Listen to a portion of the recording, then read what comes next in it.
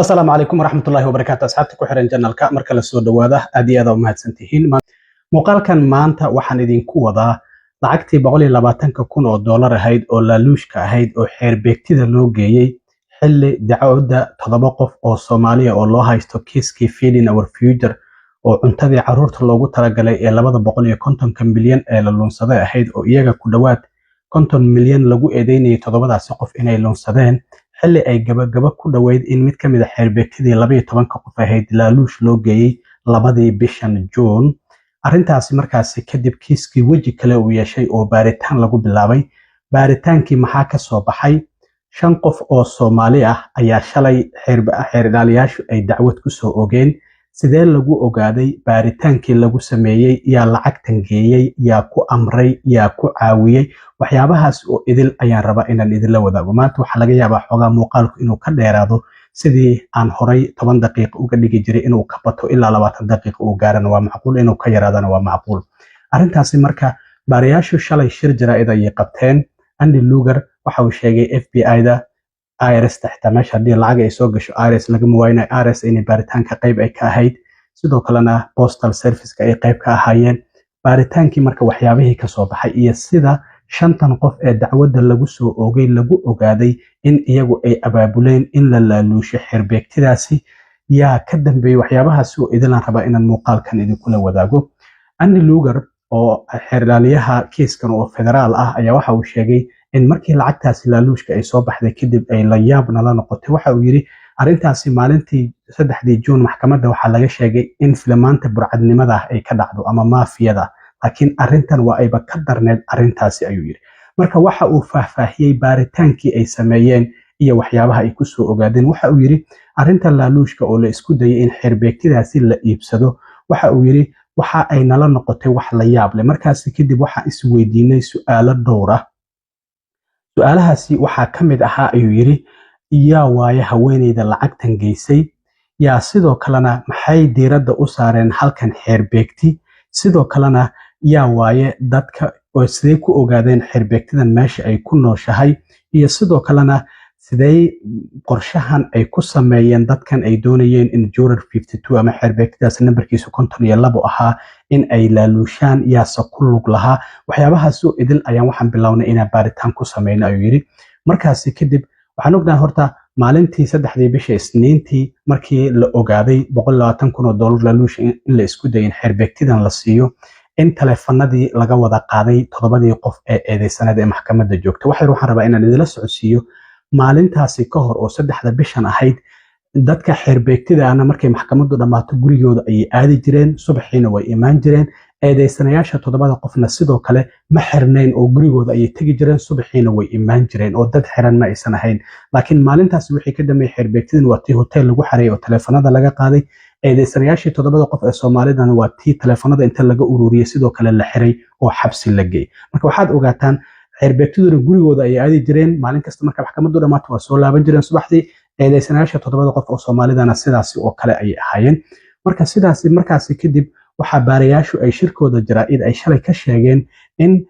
isla markiiba markii arrintan ay soo baxday taleefanadii laga ururiyay eedeysanayaasha laakiin inta aan laga ururin markii garsooraha uu amray kadib qaar ayaa taleefanadooda tirtiray oo gabi ahaanba ka masaxay factory reset wax la yiraahdo ay u direen oo wax kasta oo taleefankaasi ku jiray ay tirtireen laakiin kooxda baarayaashu ay ku guuleysteen in taleefanadii wixii laga tirtiray dhan ay dib u helaan waad ogtihiin waa qaab waxa jirto ay baarayaashu ay sameeyaan oo taleefanka wax kasta ku jiray oo laga tiray lagu ogaan karo marka waxa uu yiri baarayaasha khibradda leh oo FBI-da iyo IRS-ta iyo boostada ay isugu jireen oo kormeerayaasha ama baarayaasha boostadu waxa aan bilownay ayuu yiri inaan baaritaan ku sameeyno lacagtan halkii ay ka timid iyo yaa ka dambeeyay marka waxa uu magacaabay 5 qof oo Soomaali ah oo arrintan dacwad shalay loogu soo oogay iyo dambiyada ay ku eedeysan xitaa waxa uu yiri dambiyada ay ku eedeysan yihiin qaarkood weli qof Minnesota ku nool kama dhicin in lagu soo oogo dambi noocaas waa markii ugu horeysay oo qof Minnesota ku nool dambi noocaas lagu soo eegayo ama lagu soo oogayo waxaan rabaa marka 5 qof magacadooda in ay sheego dacwada lagu soo oogo waxa ugu horeysay gabar la yiraahdo Ladan Muhammad Ali oo 31 jir ah gabadhaasi waa gabadha lacagta geysay Seattle Washington ayay ka timid qaabkii ay ku timid iyo qaabkii ay ku baxday faahfaahinteeda waan idin la wadaagaya waa gabadha lacagta geysay sidoo kalena cabdimajiid maxamed nuur waa wuxuu ka mid ahaa eedeysanayaashii maxkamadda oo 10 dambi ayuu ku eedeysnaa 13 dambi ayuu ku eedeysnaa 10 ayaa lagu helay saciid faarax waa ninkii dambiga lagu waayay oo 9 dambi ku eedeysnaa 42 jir waa isagana cabdimajiidna waa 23 jir sidoo kale cabdicasiis faarax isagana saciid ayay isla dhasheen waa 35 jir isagana 24 dambi uu ku eedeysnaa 23 kamid ayaa lagu helay laakiin arintan waxa ka cusub walaalka la dhashay saciid iyo cabdicasiis oo la yiraahdo cabdikariim faarax shantaasi ayaa horta dacwada lagu soo oogay shantaasi qof saddex waa isla dhasheen saciid cabdicasiis iyo cabdulkariim waa isla dhasheen cabdimajiid iyo ladan ayaa wehliya marka dambiyada lagu soo eedeeyay waxaa kamid ah in dambiye xitaa weli aan horay Minnesota qof degan aan loogu soo oogin dhammaantoodba waxay ku eedeysan yihiin in ay isku kaashadeen khiyaano ah in ay qof xirbeegti ama juuri ah ay laaluushaan waa dambiga koobaad shantoodu dhammaantoodba waxay ku eedeysan yihiin inay ku xadgudbeen qodobka la yiraahdo 201 oo ah laaluushitaan xirbeegti ama juuri dhammaanba shantoodu waxay ku eedeysan yihiin inay sidoo kalena qodobka la yiraahdo 15 eber 3 in ay si musuqmaasuq leh u doonayeen qof xirbeegti ah inay marin habaabiyaan marka cabdicasiis ayaa keligii dambi kale ku eedeysan dambiga uu ku eedeysan yahay cabdicasiis waxa ay tahay qodobka la yiraahdo 15 oo ah in uu cadaaladda ka hor yimid isla markaana uu tirtiray dhammaanba taleefankiisa kadib markii uu garsooruhu ku amray in taleefankiisa uu soo wareejiyo cabdicasiis keligiis ayaa dambigaasi ku eedeysan marka dacwadoogaha Andy Luger oo shirka jaraa'id shalay marka uu qabanayay waxa uu yiri waxa ay isku dayeen xirbeegti inay iibsadaan taasi oo ah dambi weyn ma aysan ku guuleysan laakiin isku daygaasi ayaa waxa uu yahay sidoo kale dambi isla markaana ay xabsi dheer ay ku mutaysan karaan waxa uu yiri systemkeena cadaaladda ay isku dayeen in ay dhibaato u geystaan laakiin arintaasi waa laga hortagay sidoo kale waxaan rabaa inaan idinla wadaago marka baaritaankan sida ay arintan ay ku soo baxday oo lagu ogaaday waxay baaruhu uu sheegay in cabdimajiid oo eedeysanayaashii maxkamadda dacwaddu ay u socotay kamid ahaa in isagu uu qortay gabadhan la yiraahdo ladan maxamed cali isla markaana lacagtaasi inay geyso ladan waa gabadhan sawirkeeda aad aragtaan lacag $30,000 ah ayaa iyada lagu siiyay si ay lacagtaasi $120,000 ay u geyso arkaysaan labadan jeeg marna 20,000 ayaa la siiyay marna 10,000 ayaa la siiyay marka lacag 30,000 ah ayay mustaqbalkeeda ay isku dhaafisay sidoo kalena waxaa taleefanka cabdimajiid laga helay qaabka qorshahan loo dejiyay oo ah in iyaga dambi la'aan laga dhigo xirbeegtidan la laaluusho isla markaana sidoo kalena taleefankiisa ayaa cabdimajiid laga helay arrintaas gadaal ayaan idinka sheegi doonaa saciid faarax oo isagu kamid ahaa eedeysanayaasha oo ah ninkii dambiga lagu waayay 9kii dambi ku eedeysnaa isaga ayaa lacagtan bixiyay $120,000 ah waxa ay qoraalku uu sheegayaa in cabdicasiis uu tagay dukaanka Bushra Wholesale oo walaalkii Saciid Faarax uu leeyahay cabdimajiid ayuu u yeeray cabdimajiid ayuu lacagta u dhiibay kadibna cabdimajiid waxa uu lacagta u sii dhiibay ladan waxa ku caawinaya marka lacagtaasi inay geyso walaalka labada walaal cabdicasiis iyo sidoo kale Saciid ninka la dhashay oo Cabdikariim oo hadda kiiskan ku cusub ayaa ku caawinaya gabadhan ladan inay lacagtaasi geyso marka sida baaritaankii ay u sameeyeen ay soo bandhigeen ayaan rabaa inaan idinla wadaago marka waxa ay leeyihiin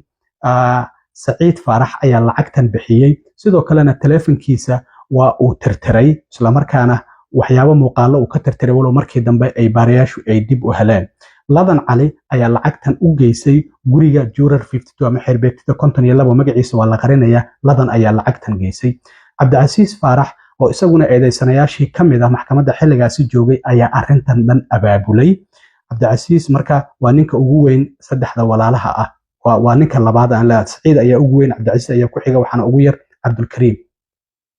marka asaga cabdicasiis ayaa arintan dhan abaabulay waxaana sidoo kalena cabdicasiis taleefankiisa laga helay listiga xirbeegtida ayaa gurigiisa laga soo helay waxaan ognahay markii arintan ay soo baxday FBI do 5tii bisha guriga ugu horeysay baartay waxa uu ahaa guriga cabdicasiis waxa laga helay magacyada xirbeegtida oo aan loo baahnayn inay maxkamadda ka baxaan magacyada xirbeegtida iyo adereesadoodana waxa yaqiina looyarada labada dhinac kuwa dacwadoogayaasha kuwa eedeysanayaasha u dooday iyo eedeysanayaasha oo kaliya iyo maxkamadda ayaa ogaa marka waxaa la leeyahay sababta uu inta magacyada xirbeegtida waraaq uu qoray oo gurigiisa u geeyay haddana meel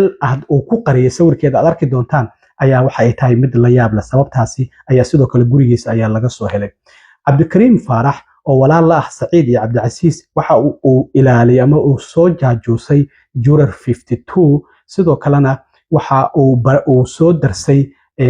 sidii gurigeeda iyo meesha ay tagto iyo waxyaabahaasi oo idil isagoo ku caawiyay ladan sidoo kalena in lacagtaasi habeenkii oo labadii bisha ahayd oo xadda isniinta ay soo galaysay in Juror 52 gurigeeda ay geyso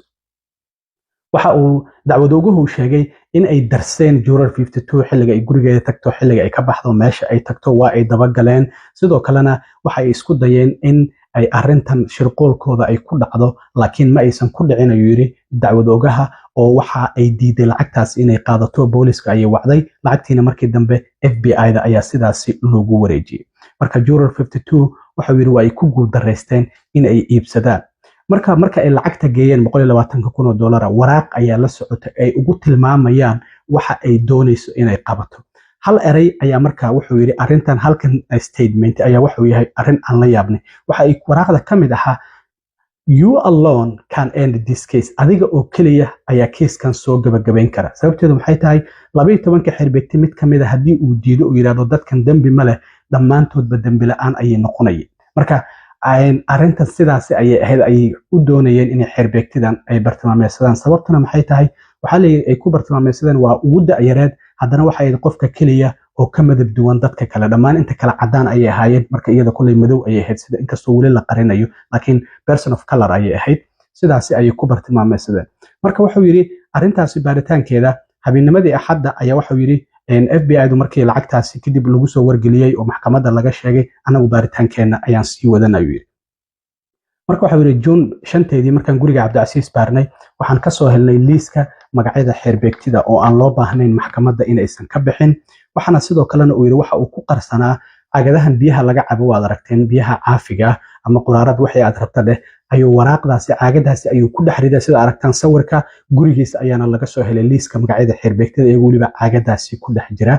sidoo kalena boorsadii lacagta lagu geeyay 120,000 oo ladan ayaa geysay waxaan ka helnay ayuu yiri fingerprint haweeney magaceeda la yiraahdo ladan cali Mohammed oo ku nool Seattle Washington fingerprintgeeda ama faraheeda ayaan ka helnay markaas kadib waa ladan halka ay kiiska ka soo galayso oo baaritaanka iyada lagu bilaabayo ladan ayaa marka xilliga ay Minneapolis timid ayaa la faahfaahinaya waxa uu yiri ladan waxa ay Minnesota timid ama Minneapolis 30kii bishii May oo Khamiis ahayd ayay timid si ay arintan u fuliso oo lacagtan laaluushka ah ay iyadu gacanteeda ugu geyso wixii markaasi ka dambeeyay ladan May 31deedii oo Jimcaha ahayd maalintii ugu dambeysay maxkamadda Sabti iyo Axad maxkamadda ma jirto ladan 31dii bisha ayaa waxa ay timid maxkamadda si ay bal u daba gasho Juror 52 gaari ay airport horta ka soo kireysatay markii ay timid barrenti kaara sida darteed waxa ay ilaaleysatay Juror 52 sida aragtaan gaarigaasi waa gaariga ladan gaariga kalena waa gaariga juuriga oo xitaa la qariyay qofka xirbeegtida ma la rabo in xogteeda la ogaado waa ay daba gashay maxkamadda markii ay ka baxday ilaa iyo gurigeeda ayay la tagtay iyadoo waliba gaarigeeda renti kaarka wadato maxkamadda ayay ka raacday ladan xirbeegtida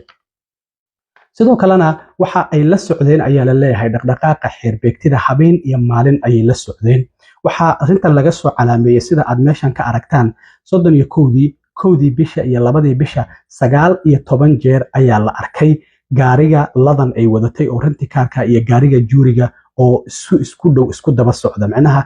19 jeer ay saddexdaasi maalmood oo 31dii bisha 1dii bisha iyo 2dii bisha oo maalin habeenkii lacagta la geeyay ayay dabagal ku sameynayeen 19 jeer ayaa la arkay labadaasi gaari oo isku dhow sidoo kalena ladan lacagta markii ay u geysay Juror 52 kadib waxa sidoo kale la ogaaday in ladan isla markiiba ay ticketkeedii bedelatay markii arintu ay soo baxday oo xilligii ay bixi rabtay xilli aan ahayn ay Minneapolis ka dhooftay oo Seattle Washington ay ku laabatay sidoo kalena arintaas waa la soo ogaaday ladan markii ay baxday kadib hotelkii ay deganeed waxa yimid alaab iyada magaceeda ku qornaa alaabtaasi waxa ay ahayd GPS tracker qalabka baabuurta inta lagu dhajiyo lagu ogaado qofkaasi meesha uu joogo halka uu marayo hadii uu taagan yahay hadii uu socdo hotelkii ay yimaadeen markaas ayadu waxay ogaatay in lacagtii la ogaaday sida darteed waa ay carartay ticketkeedii ay bedelatay waxayna ku laabatay Seattle Washington hotelkii marka wali iyada ayaa degan magaceedii wuu ku qoran yahay waqtigii ay bixi lahayd waqti ahna ay baxday marka GPS kaasi waxyaabahaas hotelka ay yimaadeen sawirkii codkooda waa kaasa waa la soo helay alaabtii hoteelka ugu timid marka arrintan haddana baarayaashu maalinta laaluushka la geynayay maxaa dhacay ayay sidoo kale ay arrintan ku faahfaahinayaan maalintii June 2 cabdikariim faarax shaqadiisu isaga waxay ahayd oo la dhashay Saciid iyo Cabdicasiis inuu ku caawiyo ladan in ay dabagal ku samayso Juror 52 ama xirbeegtida number 52 isla markaana sidoo kalena ay lacagtaasi geyso cabdikariim isaga arrintan meesha uu ka soo galay waxay tahay sawirkan ayaa la helay isagoo dukaan inta galay ka soo baxay isla markaana soo iibsaday screwdriver-ka waa baalka yarka oo lagu furo number plate-ka ama leesinka baabuurta looga furo maadaama wadooyinka ay ku xiran yihiin kaamirooyin aqrinaya gaarigaasi number plate-kiisa waxay doonayaan gaariga ay ladan wadatay oo kirada ah in number plate-ka ama taargada ay ka furaan sida darteed sawirkan aad cabdulkariim aad arkaysaan waa isagoo dukaankii ka soo baxaya oo screwdriver-kii soo iibsaday marka laakiin wuxuu yiri arrintaasi ma aysan dhicin oo waan ku guuleysanay inaan gaarigii soo helno ee ladan wadatay oo ranti kaarka ahaa isla markaana sidoo kalena gaariga baaritaanka ayuu sidoo kale uu qayb ka ahaa cabdikariim marka habeenkii rabeen lacagta inay dhiibaan cabdikariim iyo ladan gaariga cabdikariim ayaa waday ladanna waa ay la socotay lacagta ayay waday xirbeegtida ayaa la rabay in loo geeyo marka habeenkaasi waxa uu yiri waxay yimaadeen guriga xirbeegtida number 52 hortiisa ayay yimaadeen Sunday evening oo habeennimadii aan axad ahayd oo isniinta ay soo galeysay FBI-du waxa ay sheegeen in cabdikariim uu muuqaal u soo duubay guriga iyagoo hortaagan Saciid uu u soo diray uu ku yiri waxaan hortaaganahay guriga xirbeegtida oo aan sugaynaa muuqaalka waa kaasa daawo isla markaana iska tir xirbeegtidu amaba dacwadooguhu wuxuu yiri muuqaalkaasi waa uu tiray Saciid laakiin waxaan ku guuleysanay inaan dib u soo celino muuqaalkaasi gacanta ayaan ku haynaa xitaa wuxuu raaciyay idima tusi karna muuqaalkaasi sabab la xiriira waxa ku jira faahfaahinta xirbeegtida gurigeeda ayaa ku jirta sidaa darteed idima tusi karna ayuu yiri muuqaalkaasi sidoo kalena waa uu sii waday hadalkiisa dacwad ooguhu waxa uu yiri waxaan sidoo kale aan ka helnay cabdikariim faarax sidoo kalena waxa uu muuqaalkaasi ayuu usoo duubay Saciid oo usoo diray isagoo u sheegaya in guriga xirbeegtida banaankiisa ay joogaan oo ay sugayaan isla markaana sidoo kalena videogaasi waa uu tiray Saciid laakiin waa soo helnay ladan oo waliba xitaa cabdikariim waxa uu soo duubay ladan markii ay guriga u sii socotay oo lacagtaasi ay dhiibaysay xilliga lacagta la dhiibayay xirbeegtidu guriga ma uusan joogin qof qaraabadiisa ayaa lagu wareejiyay waxaana lagu yiri lacagtan amaba hadiyadan waxa iska leh Juror 52 oo xitaa magaceeda koobaad ay sheegeen oo xitaa la ogeyn meesha ay ka keeneen sidoo kalena lacagtan hadii not guilty aad tiraahday dadkaas intaan in la mid ah ayaa lagu keeni doonaa marka cabdikariim waxa uu duubay ladan markii lacagtaasi ay geynaysay guriga ayuu duubay oo waliba guriga ay u sii socotay waxana oo iridda guriga ay tagtay lacagtana ay u dhiibaysay qofka qaraabada cabdikariim sidoo kale muuqaalkaasi waxa uu soo diray Saciid faarax isagoo ku leh muuqaalkan daawo iskana tir waa uu tiray Saciid laakiin muuqaalkii dib ayaa loo soo helay waxa sidoo kale xigtay FBI-du in ay Cabdimajiid Nuur telefonkiisa ay ka heleen dukumeentiyo cadeynaya qaabkii ay qorshahan ay u sameeyeen Cabdimajiid waxa uu sidoo kale kamid ahaa dadka qorshahan wax ka soo dejiyay waxay ka heleen telefonkiisa iyo sidoo kalena tilmaam la siinayay qofka xirbeegtida waraaq ayaa loo raaciyay sida idin sheegaba qofkan xirbeegtida markii lacagta loo geynayay arrintaasi oo idil ay FBI-du soo heleen marka waraaqda la socotay lacagta waxa ku qoran sidoo kale wax la yaab leh ayaa ku qoran waxa ay ku qoreen waxa kamid ah anagu waxaan nahay dad soo galooti ah dawladuna ma qadariso wax dan ahna nagama lahan waxa ay sidoo kale ay dawladda ku eedeynayaan racism in midabta koor ay sameynayso oo waxa ay leeyihiin waraaqda ay ku qoreen waay markastaba dawladdu ay maxkamad u soo daagtaa dadka midabka ah oo aan cadaanka ahayn maxaa maxkamad loo soo taagaa waay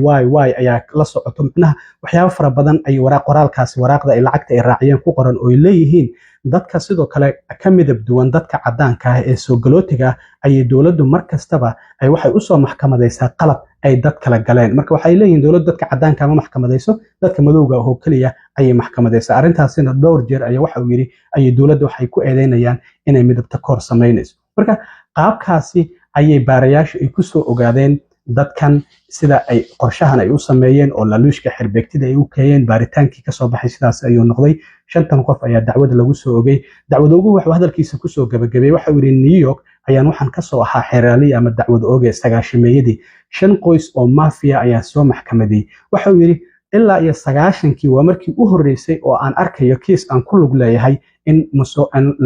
la isku dayo in la laaluusho qof xeer beegti ah. waxaanu yiri arrin loo dul qaadan kara ma ahan, isagoo sidoo kalena sheegay maadaama hadda 45 qof ay harsan yihiin dadkii Feeding Our Future lacagtii 250 milyan ku eedeysnaa in dadka dambe oo maxkamadda la soo taagayo arrintan ay ka taxadiri doonaan xilliga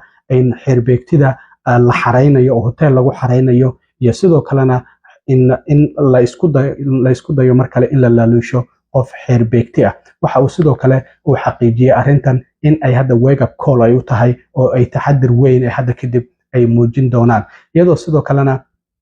50 qof qaarkood maxkamadda la soo taagay. ladan maanta maxkamadda ayaa la soo taagay, shalay qaarkood ayaa la soo taagay, qaarka kalena waxa la soo taagi doonaa isniinta ayaa la soo taagi doonaa. 3 walaalaha oo isla dhashay ayaa hadda kiiskan ku jira laaluushka ah. bixinta waa Cabdikariim, Saciid iyo sidoo kale Cabdicasiis.